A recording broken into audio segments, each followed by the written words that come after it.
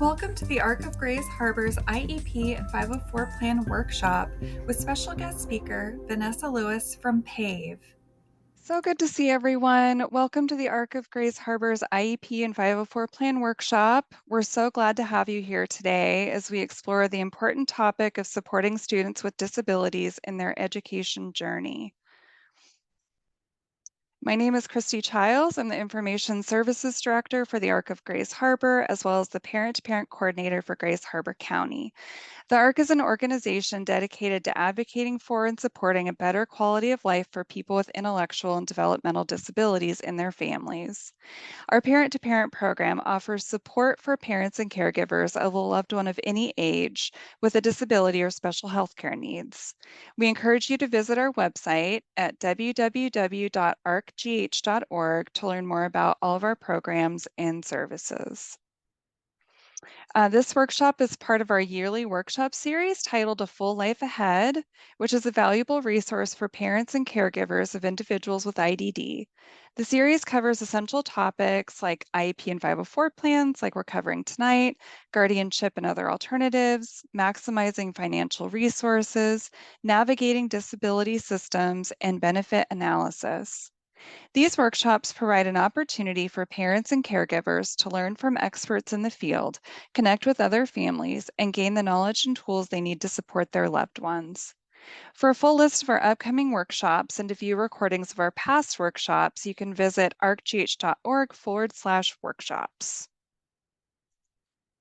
Now, I'm absolutely thrilled to introduce our special guest speaker for this evening, Vanessa Lewis, representing Partnership for Action Voices for Empowerment, or also known as PAVE. Vanessa serves as Parent Resource Coordinator within PAVE's Parent Training and Information Center. PAVE's PTI program plays a pivotal role in assisting family caregivers, youth, and professionals seeking guidance on services for children and young people with disabilities age 0 to 26. Through PTI, Vanessa and her team can guide you through various challenges, whether it's understanding the process of referring a student for a school-based evaluation or helping you prepare for an IEP or 504 planning meeting. PTI empowers parents and students by equipping them with the knowledge to understand their rights and by providing invaluable coaching on specialized vocabulary of special education. We're excited to have Vanessa here with us today, sharing her expertise. So without further ado, let's extend a warm welcome to Vanessa Lewis from PAVE. Thank you so much for being here, Thank Vanessa. you for allowing me to be here as well, too. Again, I think last year, Sherry Mashburn filled in for me. She And so, did. yeah, and Yeah. so welcome everyone. Thank you for being with us tonight. So, You know, as everyone knows, PAVE, Partnerships for Action, Voices for Empowerment, and that's what we're here to do. You see what our mission is. We provide support, training, information, and resources, and we help give voice to individuals, support families who have children and other family members that are impacted by disabilities. And I believe Christy has already read that for you. Our vision, we'll skip that. And then also, this is our website and also our calendar where you can check out to see all the events that's going to be taking place and, you know, have an option, especially for those that are virtual, to be able to access them. And then we have other information as well, too, toolkits and videos and other IEP, special education trainings, behavioral training, discipline. All of those things are listed on our website as well, too. And then this is an overview of all of our programs. So we'll skip that. And then some of our programs are specific to counties, and then some are statewide as well, too.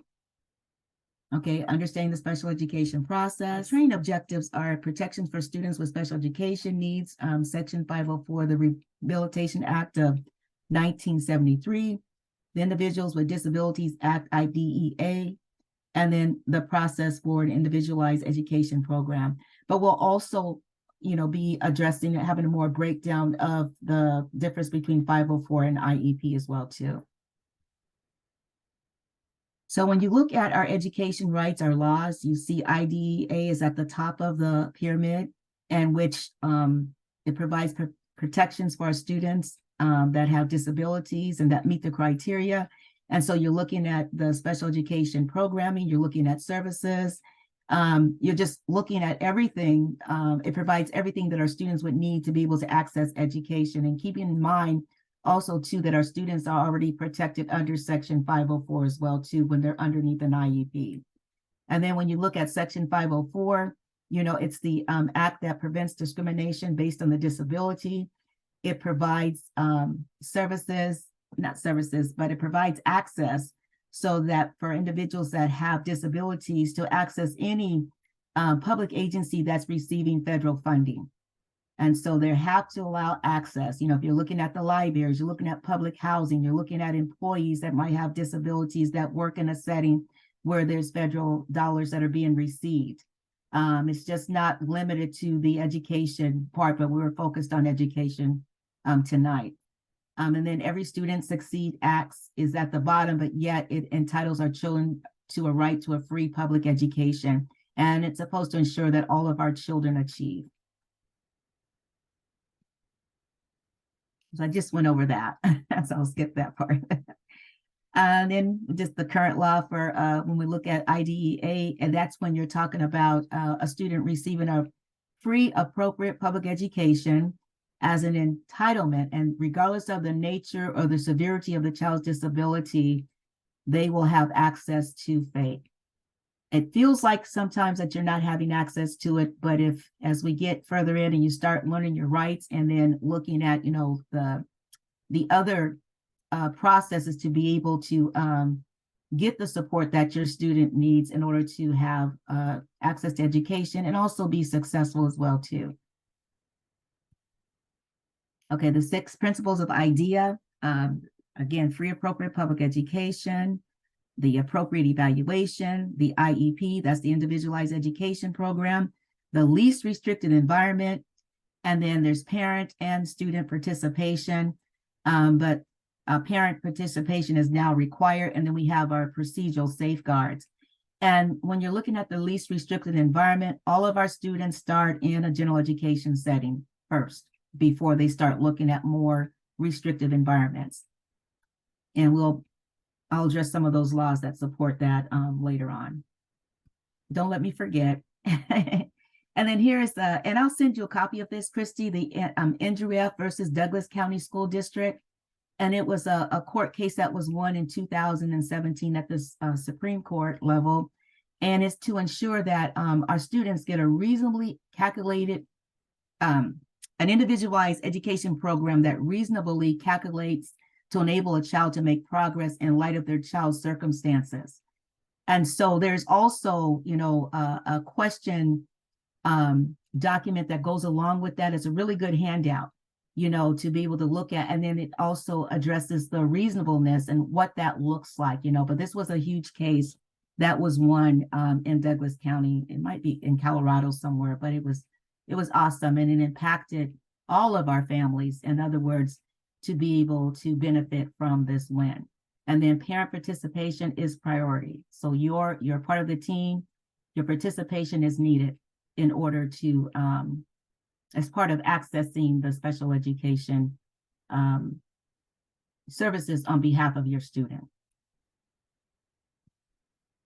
Okay, here's the evaluation process. And tell me if I'm going too fast, tell me to slow down.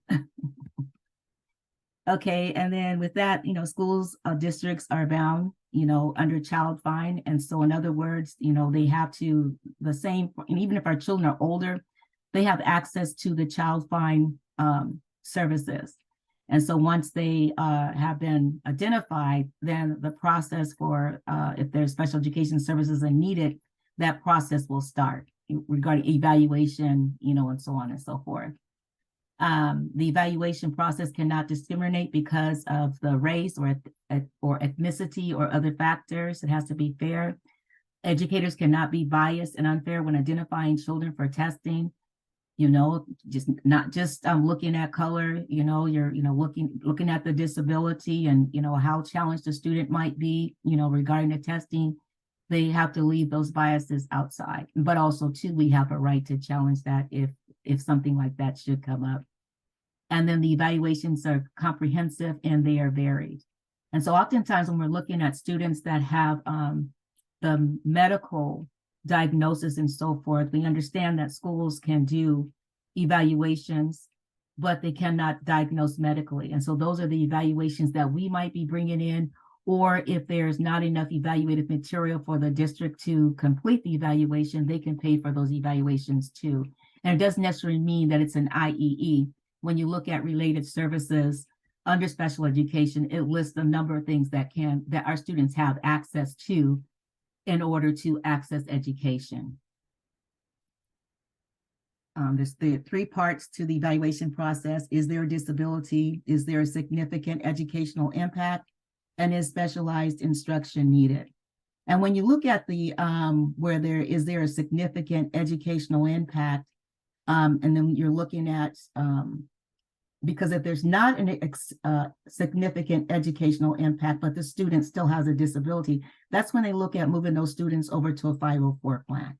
So when you're looking at the significance of the educational impact, example, when you have students, well, such as my student had a lot of social and emotional needs, and it impacted him being able to access his academics, all of that. And so he qualified for an IEP because there was a significant impact. And plus at that time, the doctor wrote a statement regarding that or signed off on a statement. And then you move into the specialized instruction. And as part of that, it's really important to share the strengths of our children as they're, going through this evaluation process, because it helps in knowing, where to, as part of the programming and or educational placements that they'll be needing, so that those strengths are a part of that, and they can put them in a setting where once they qualify, IEP is completed, that allows their strengths to come forward. So the timelines for the referral and evaluation, there's the referral for the special education, whether you make the request or the school might make a request for evaluation. They have 25 school days to decide whether to evaluate the student or not. And keep in mind, holidays, weekends, and anytime the school is not in session is not counted towards that timeline. You're going to have to sign for consent, and then after that, the signature starts the 35 days of them to complete the evaluation. So they have 35 school days to complete it. And again, weekends and holidays are not counted towards that timeline or anytime school is not in session. There's a sample letter, or some statements or that you can do and put together and requesting for that evaluation. And also too, I suggest, if you got the diagnosis and other information from your medical providers, make sure it's attached to it. And if there's we'll get to that later. Okay. And then you just give a description of, everything that's taken place, the varies. And oftentimes you'll have teachers' comments, all kinds of things that become a part of that description of what you're concerned about and why the student might need an evaluation, in addition to if there's any medical diagnosis or other behavioral challenges that are taking place. And then you want to make sure the student is evaluated in all areas where there's a possible disability. So you're looking at speech and language, you're looking at OT, maybe physical therapy. Some students might have some mobility issues where they're using, equipment, chairs, anything like that. That can be a part of the evaluation. The list is unexhaustive of when you're looking at what areas to evaluate for.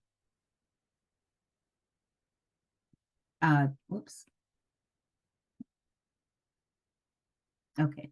These are all the 14 qualifying categories for special education. And as you can see, half of them are probably medical and the other half are where the school can, do those evaluations. When you're looking at social, emotional disturbances, a lot of times those are done by observation if you have not, connected with any outside service. Observations, again, teachers' comments, looking at disciplinary situations that occur. When it comes to the specific learning disability one, schools, I believe, if I'm not mistaken, they test for either age level or grade level equivalency, and they might have some, summaries around, possibly how your student might be learning or the recommendations. But once you find out that that particular once they qualify in that area and there are still some challenges or concerns that the student is still not making progress, you might be looking at, bringing in outside evaluation for that to be more specific about what the students, what's the barrier to the students learning. So that's just something to keep in mind. And then the rest: deafness, deafblindness, hearing impairment, orthopedic impairment, autism, multiple disabilities, all of these are there. So I'm quite sure you all are familiar with these categories. The parts of the IEP, you have your present levels of performance, and you just don't want all negative information to go in that section. They'll be addressing the educational impact. And when I talk about the present levels of performance, that's a really important section to me, because it gives a description of the student, what's needed, and also just should be a really nice overview of the student, and can include the disabilities or the challenges, because as our students move from grade to grade, there's a new student, there's a new teacher, and that might be reading it. So they want to be able to, even if they haven't met the student, be able to have some sort of knowledge about who the student is, before they even meet them. Then you have your annual goals, and then the progress measures, and assessments. And so once those, think about, 3 times, depending on what's listed on your IEP, you'll see some sort of testing or information that they'll be gathering to see how well the student is making progress toward those goals. And then depending on your district, when they give out report cards, that you, if the report cards are given twice a year, you'll get a copy of the progress reports toward the goals. And those are real important to have. If they're given out 3 times a year, report cards are given 3 times a year, you'll get them 3 times a year. But you need to really review them and ask for them, because usually come out, if you're not getting them, they come out in the winter, fall, winter, and spring. And that's good information to have, because they have the 4 little areas there: progress met, skills still emerging, a goal not met. I think there's one other. And then that lets you know, especially with the first reporting period, whether, you need to address having a meeting or seeing, to see what needs to be changed, what needs to be added. So those are very important documents to keep, and to make sure that you have them. And then you have the program, placement, related services, and supplementary aids. And when I look at supplementary aids, those, when you look at in your IEP, you'll see those would be like 504 accommodations and supports and other modifications. Related services, again, that list is unexhaustive about those are the services to help our students access education. Then you'll have the program, and then placement. And so, as I stated earlier, the placement, there is the Washington State Administrative Code that addresses that placement, and that it has where they should make sure that the placement is going to be where a student is going to have the highest probability of meeting their goals and objectives.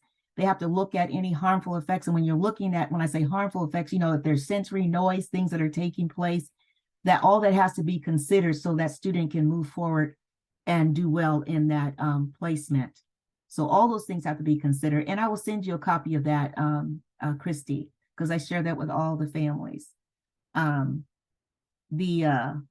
scheduling details, or, when you're looking at the, as far as meeting goes, and then also too, when the student, if they're receiving the related services, speech and language, OT, behavioral support, things like that, being able to see or have that written down when your student is going to be receiving those services.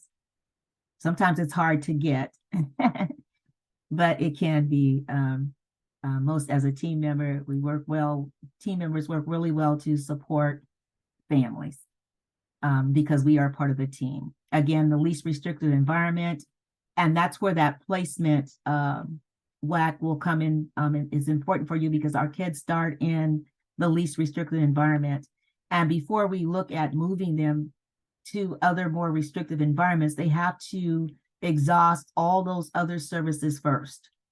That everything has to be exhausted first. And then the accommodations for extracurricular activities, where you might be looking at Section 504 for students, example, that want to participate in the drama club and the student has spina bifida or some other challenge, but that support will be provided for that student to access that extracurricular activity. Or students that might play sports, and you have to have a certain grade level. And so the IEP should be supported enough. So if the C is required to play whatever sport they're going to play, then that IEP has to help that student be able to have that C to participate. And several years ago, there was a case that a family did that helped put that C grade in place, and that it was and also connected to the IEP several years ago. Extended school year. So that's where you're looking at an extension of the IEP. Usually start making those decisions for the extended school year at the around, at least in this area, in around March or April. And so anytime you have an IEP meeting, you might want to ask them to go ahead and check that box so they can start collecting that data. And it's not where you at the end where the data hasn't been collected. So I suggest to families to go ahead and have them start collecting that data in between the breaks, and not just during the breaks. It's not just based on, regression and recoupment. It's if there's a need, you can also use professional judgment as well in making that decision, depending on what the student's needs are. And then there's the behavioral intervention plan if that's needed. The transition plan, you want to start that start the discussion, and some instances I work with a transition specialist. You can start as early as 9 years of age, and then and start asking the student about, what their plans and what they want to do for the future. When they get to that place to actually put the plan on place, there'll already be some information there.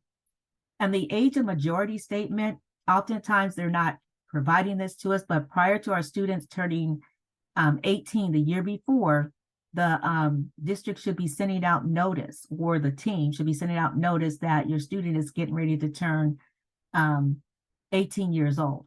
And so that allows for the families to start preparing, for, especially if they're going to be in school to age 21, for the guardianships or, power of attorneys that allow the students just to transfer their educational rights back to their families. And that's also listed in the WAC of, it used to be you had to get all these papers and so forth in place regarding guardianship, and you don't have to do that any longer. And so I'll send you a section of that too as well to have. And here we go, high school transition. And so these are some of the steps.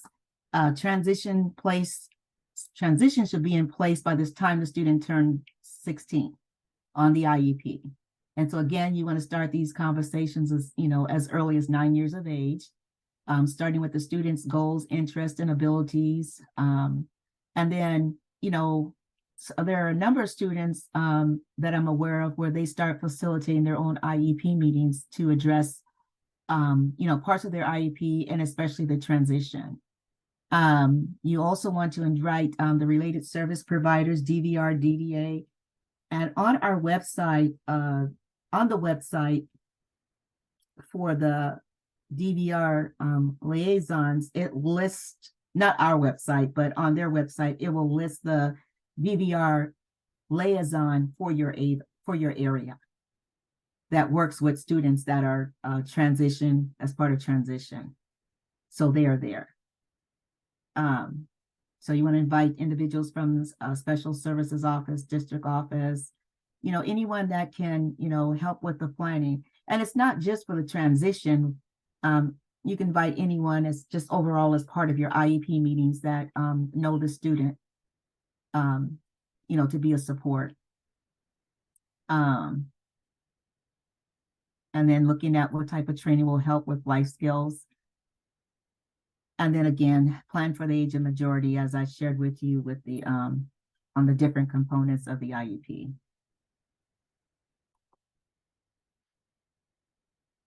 Are there any questions so far before I move on? Everybody's so quiet. Okay. So we look at parent rights. So right here is these are parent rights, but it says notice of special education procedural safeguards for students and their families. This is what this document, what the school gives you is what is considered as your parent rights. And it is kind of a heavy document, but it's not that many pages in it. They might use more of the federal codes are in there versus looking at the Washington State Administrative Code. But these are your rights. And if there are any questions regarding that, we're happy to help you understand what that process is. When you're, challenging or you're disagreeing with an IEP. It talks about the evaluation process. It talks about the independent evaluation at public expense. If you disagree with the school's evaluation, once your student has been evaluated, you can request for one of those, and it has the steps that you take and also the legal guidelines around that, the timelines around that. And then it also addresses the when you're looking at other forms of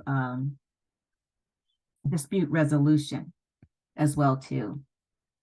And so here are what some of the options are, and this is what I share with families as well. You can start with the school staff and, just making sure that you document what your disagreement is. If you're still not in agreement, just follow up nicely in writing regarding that. So you have a paper trail. And it also depends on what the issue is too as well. And so if that doesn't bring any change, then you want to move up to the district level. Meeting with your special ed director. And again, making sure that your request for that meeting is in writing, and also, following up after the meeting if it doesn't, change, and then within those meetings, you will be, reviewing the IEP. Then also too, the facilitated IEP meeting is down the sound options. And it's a really good process when you aren't able to come to that agreement. And usually, I would say at least 85 to 90% of the time, families are very happy with what takes place in that facilitated IEP meeting. And that's not anything to be afraid of. It's a really good process. And what it does, it brings not only the school, relevant, team members from the school, but also the district together. And then there is a facilitator to everybody to hear both sides, and then coming up with agenda to see how they can resolve the challenges or the concerns. And then after that, there is an agreement. And then from there, that agreement, moves into an IEP meeting. And then there's also the mediation process that Sound Options does. And that's a little bit more in depth, but that's also a good process too as well. The formal options are, there's a citizen's complaint, there's a resolution meeting, so within if you do a citizen's complaint, that's a good process as well too. You have, another set of eyes and ears that are open, and information comes forth, and the information that those state individuals get from the school, they share it with you as well too, to be able to review, to see if you've missed anything. And the same with your information, the district will have the opportunity to review as well too. Now, within the due process hearing, when you request that, there is once you request for due process, there will be a meeting that's set up with the hearing officer to look at dates and times and to exchange documents, things like that, those formalities. But there's also a mediation process within that, and they will ask you if you want to mediate. And then oftentimes individuals will go ahead and say yes. And if you say no, then there's also that resolution meeting that's within the the due process hearing process. And that's a formal meeting. And once if there is an agreement that comes into place, once you sign off on that, you have 3 days to challenge it. Other than that, it becomes an agreement, a binding agreement. And in order to, if things don't work out, you have to move to another level court system.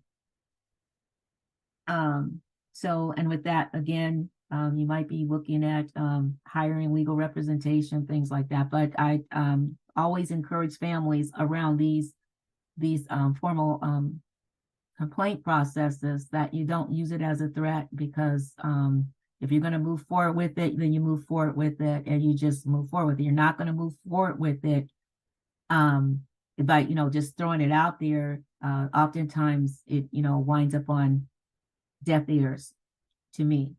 So and just know, and again, there's always individuals that you can talk with, because we have the ombudsman's office, we have you all have Northwest Justice Project is down there in your area. And then, well, between those two, someone will be able more on that legal side and that legal terminology that really help you plan and really see how you should move forward without having to pay someone to do that.